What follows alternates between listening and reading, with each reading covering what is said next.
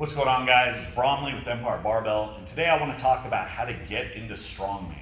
So I've been competing in strongman for about 13 years. I was 19 at my first contest back in 2006. I'm 32 now. I spent a lot of years training on my own, a lot of wasted time chipping away, learning the hard way. So I want to take some of those lessons and hopefully save you some time so you can get into the sport and hit the ground running a little bit quicker. So the thing to know about strongman, I think of it as weightlifting plus, because the backbone of strongman is strength. It's in the name, strongman. There's deadlifts, there's presses, there's things that are typically considered feats of strength that correlate very well to what you do in the gym. However, there's more. You have to be able to move, you have to be able to run, you have to be able to throw, you have to be mobile. So the prototypical strongman is usually what we would think of as like a linebacker or a rugby player, somebody who's big enough to express a lot of physical strength, but who's also agile and mobile. We've ran an experiment in the past when you take an obese powerlifter and throw them into the strongman realm. They don't typically do well unless it's a static event. I always break strongman into two simple categories. One is to be very strong, two is to be very good at the events. Now, being very strong is straightforward. That means having good static events. That means being able to apply a lot of force in a certain direction. Being good at the events is where we have a lot of different definitions. That's kind of the umbrella, that's the catch-all. Because when you're talking about being good at strongman, you need to have athleticism, you need to be fast, you need to be mobile, you need to be adaptable.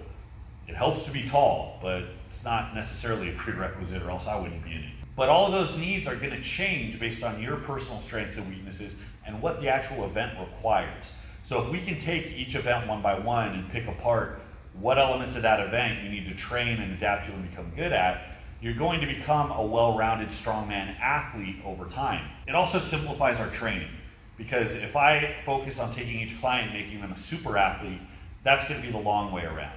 Instead, if I take each person and stick them with an event and have them train the event over and over and over, they're going to do better over time. Now, there's a trend where many of the people that come out of the woodwork and do very well at strongman tend to be people who are successful in other athletic endeavors, all right? If you take somebody who was a football player, did very well, or a rugby player, or somebody that has a track history, you're looking at people who are very kinesthetic, they have good knowledge and control over their body.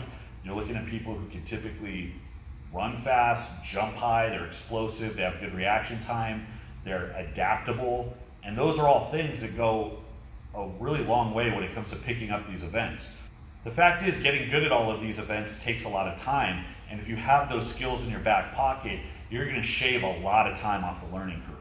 Now, if you're not an elite athlete, don't stress, because I wasn't either. In fact, I would argue very strongly, I'm still a shitty athlete.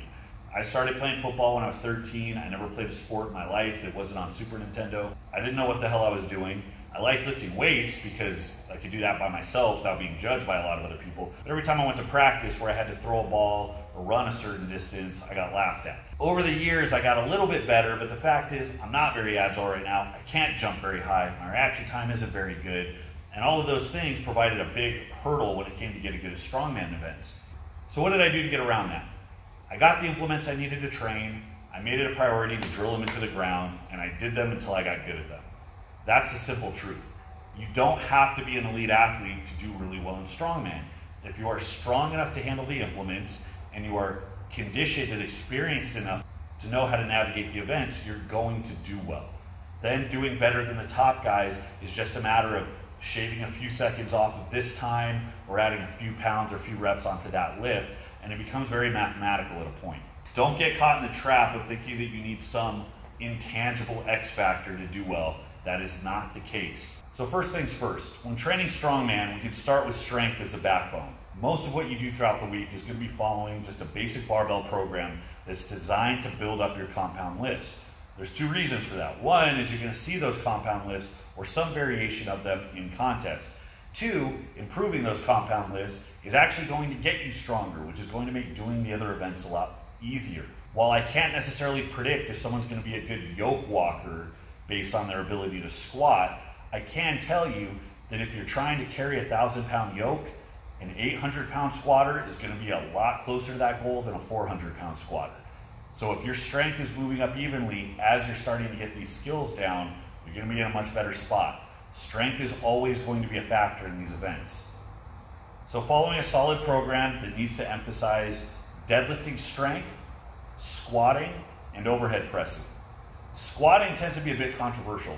Sometime over the last 5 to 10 years, it's become chic to dismiss the effect that squatting has on performance in strongman.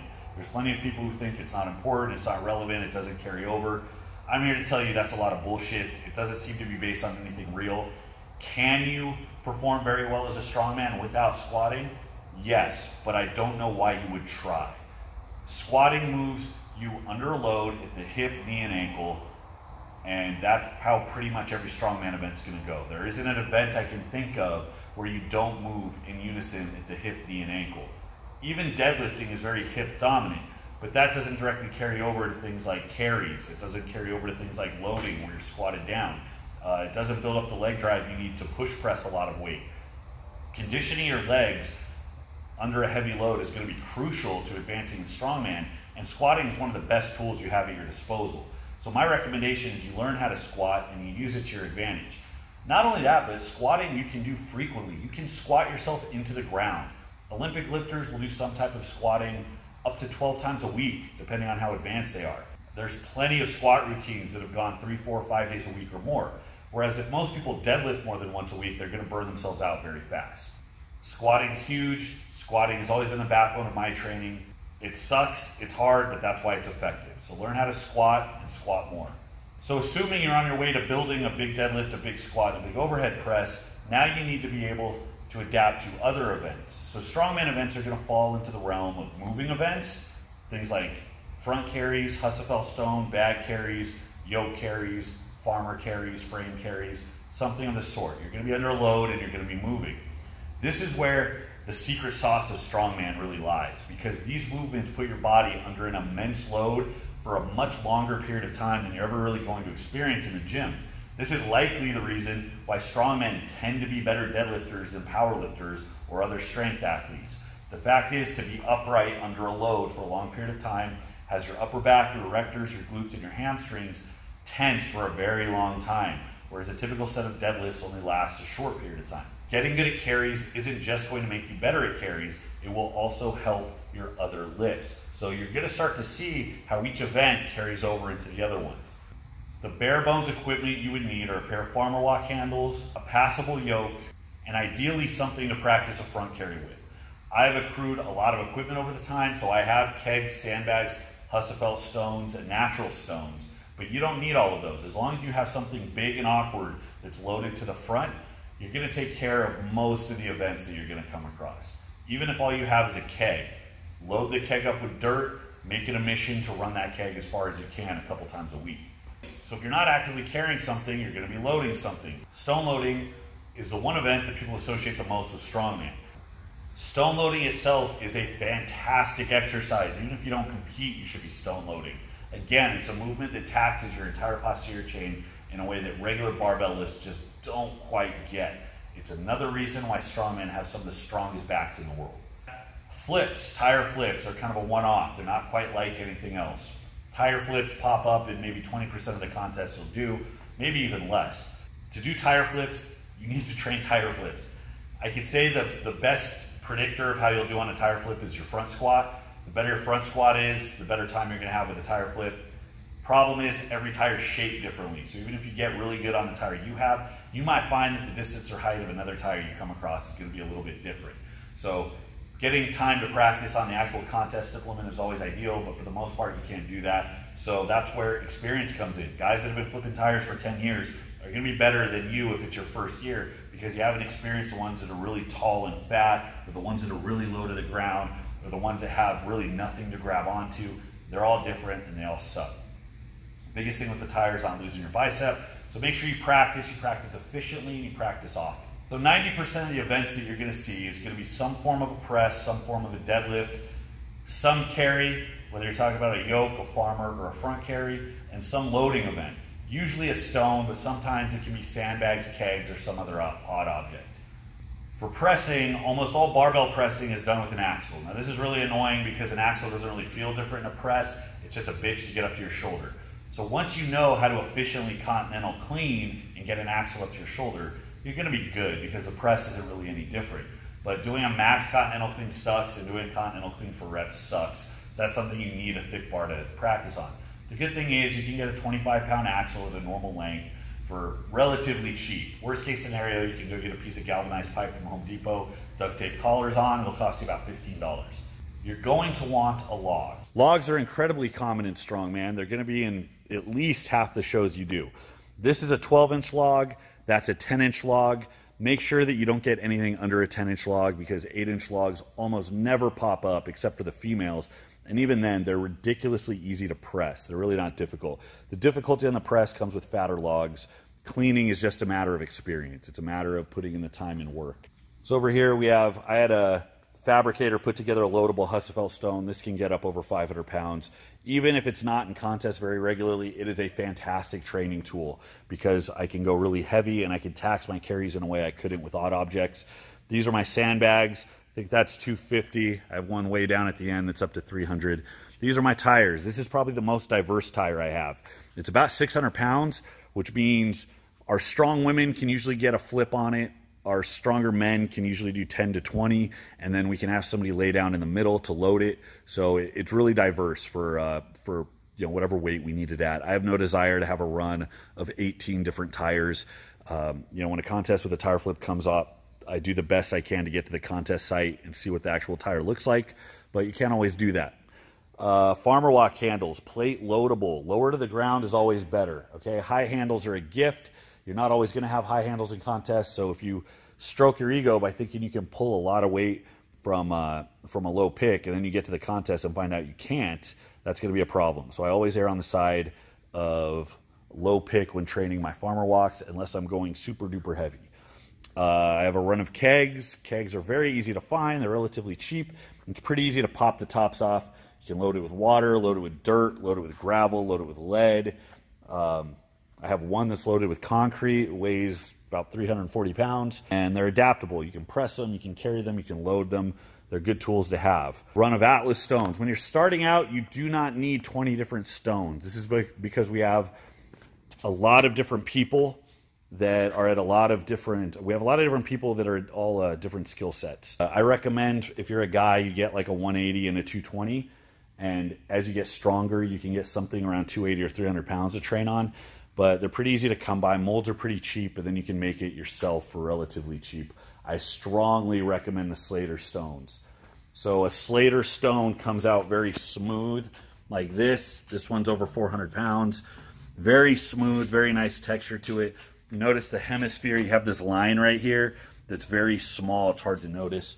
Whereas on the hybrid molds, this crap tends to happen, where it tends to crack over time around the mold. And it comes down to how the molds are shaped. I'm really not a fan. This is where the yoke becomes very versatile. This is the first yoke I ever got. Notice how the weights are on the side. That makes it really shitty to carry, like really shitty. But it was a good training tool. Because I have the rogue yoke way down at the end, this one now by default it is what we load over, is what we load stones over. So it's really easy to lay a couple mats down and load a keg or stone over it for reps and have somebody just roll it back to you. When you've been in it as long as I have, you get to spend money frivolously on things you don't need. This is a car deadlift frame. This is something we've used 4 times. It was really cool when we used it, but it is entirely impractical unless you're using it to run an event. If you're doing an actual car deadlift, really and truly work on your front squat, work on your box squats, and do a side handle deadlift with either a trap bar or a farmer's pick, and you will be fucking fine. People stress out about the way the bar flexes. People stress out about the fact that it arcs back a little bit. That does not goddamn matter. All right, if you have a good squat, if your hips are strong and you know how to get upright and shove your hips through, you'll be fine. Please don't spend $1,000 on a car deadlift frame like I did. It is a waste of money and space. That's really the bare bones of it. Everything else I can summarize as just needing a barbell with plates. Even specialty bars I'm not a huge fan of. Safety bars, I mean, it's okay. It's kind of halfway in between a front squat and a back squat. I prefer just a front squat. I find front squatting to be one of the most productive things you can do in strongman. So assuming your training's on point, you got the equipment, You're testing yourself against the implements, you feel like you're getting better, and you're ready to sign up for a contest. The good news is in 2019 that there are endless contests to choose from. When I started, there were few and far between. Even living in Southern California, I had to drive 8 hours to the middle of nowhere in Northern California to compete because there was nothing down here. Now we have 2 organizations. We have Strongman Corp and United States Strongman. I'm the state chair of United States Strongman for Southern California. Thank you very much. Between those 2 organizations, there's something like 400 amateur contests across the United States every year that anybody can sign up for. Now the contests might go by different levels and cater to different types of athletes. If you're a novice, make sure you don't sign up for a contest that gives away a big invite to an international contest or that gives away a bunch of national spots, because it's likely to be a very heavy contest. They will tell you on the site how they rank the contest. Just visit the website, read the rules, look on the upcoming events page, and it will tell you line by line where to find the information for each event, how to sign up, where to send the money to, where to send the entry form to, and that's about it. Each organization has a membership fee associated with it. They'll tell you how to sign up. I believe in both of them you can sign up online. Almost always they let you sign up on site when you go to compete. The best piece of advice I can give you is if you want to compete, assuming that you have some experience weightlifting, don't wait, don't look for excuses not to compete. Okay, the only reason I would hold somebody back from competing is if I genuinely thought they were going to hurt themselves, or if they were just going to zero every event and not learn anything from the experience. For most people, if you zero 1 or 2 events, that's okay, as long as some of the weights are set so that you can get some distance, some work, some credit. It will be a good learning experience. That's usually where you go to talk and network with people to figure out how other people run their training. I can't stress enough, picking other people's brains when you're at meets is one of the most productive things you can do, okay? No man is an island. Everybody learns from everybody else. And the faster you dive in and get involved, the better off you're going to be. Even nowadays, we have the benefit of novice contests. When I started, I was 19 years old. I never lifted an Atlas stone, flipped a tire, or did a farmer's walk. I showed up my first contest and competed in the open division. I had no choice. There was no novice division. Not only did I not zero anything, but I actually surprised myself by placing mid-pack. That lit the fire I needed. That told me that I could be good at this if I knuckled down and put my nose to the grindstone. Long story short, don't be afraid. Find a contest, sign up for it. Nothing is going to get you rolling like actually doing the damn thing, okay? You think you're not prepared, well, you're never going to be prepared. So just find a contest that's in your wheelhouse, sign up, don't think about it, pay the entry form, go do it. Even if you don't do well, you will have a blast, you will learn so many things, and it will ignite the fire. The best contests are the ones you have no expectations of, even to this day. When I go in way over my head, that's when I'm the most relaxed, I have no expectations, I can perform the best, and it doesn't ruin my fucking weekend if I don't win. It's usually the little ones where I expect to win, where I get really sour if I screw something up. So don't be afraid, nobody's gonna judge you, all right? It's a pretty supportive community. So to summarize, good weightlifting program, do your presses, deadlifts, and squats. Get the bare bones equipment. You need a log, you need an axle, you need farmer walk handles, you need a yoke, and you need something to carry your load. Ideally, get your hands on a stone. You don't need a lot, just get a couple. You need a place to store it. Maybe it's your mom's backyard, maybe it's a storage unit, maybe it's the gym you train at. Who cares? Find the equipment, put it in your garage if you have to. Make sure you're getting weekly touches, all right? Find a meet, United States Strongman or Strongman Corp, sign up, do your due diligence, commit to it. After that, once you've got your feet wet and you got the ball rolling, then you can look at coaching. Yours truly is always an option. I absolutely love helping people get involved who have no other prior experience into it, but there's also a sea of competent people. Usually it's some of the higher end athletes that also offer coaching services. So if you find somebody that's been around the block and is completely full of shit, I strongly recommend hitting them up, allowing them to help you get a little bit of structure so you don't go around with your head up your ass. If you have any questions, don't be afraid to DM me, Empire_Barbell on Instagram, or just leave a comment or question in the comments section. Don't forget to like and subscribe. I'll see you guys next time.